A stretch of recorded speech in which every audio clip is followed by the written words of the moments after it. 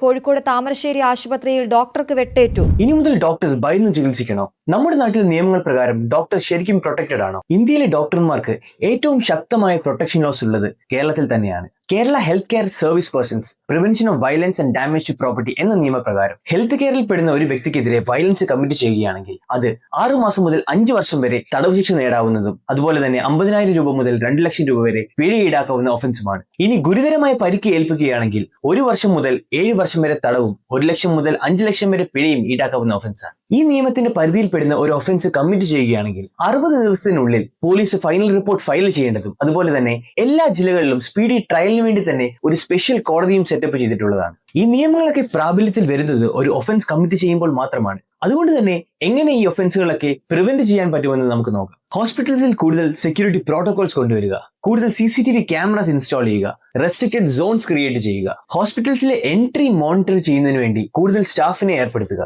ഈ പറഞ്ഞ കാര്യങ്ങളൊക്കെ തന്നെ നമ്മൾ നേരത്തെ ഡിസ്കസ് ചെയ്ത ആക്ടിൽ വളരെ ക്ലിയർ ആയി തന്നെ പറയുന്നതാണ്. ഇത്രയൊക്കെ പ്രൊട്ടക്ഷൻ ഉണ്ടായിട്ടും അത് എൻഫോഴ്സ് ചെയ്യാത്തത് ആരുടെ മിസ്റ്റേക്ക് ആണ്? ഹോസ്പിറ്റൽ അതോറിറ്റീസിന്റെയോ അതോ ഗവൺമെന്റിന്റെയോ? ഇനി നമുക്ക് കോയിന്റെ എതിർവശം ഒന്ന് നോക്കിയാലോ.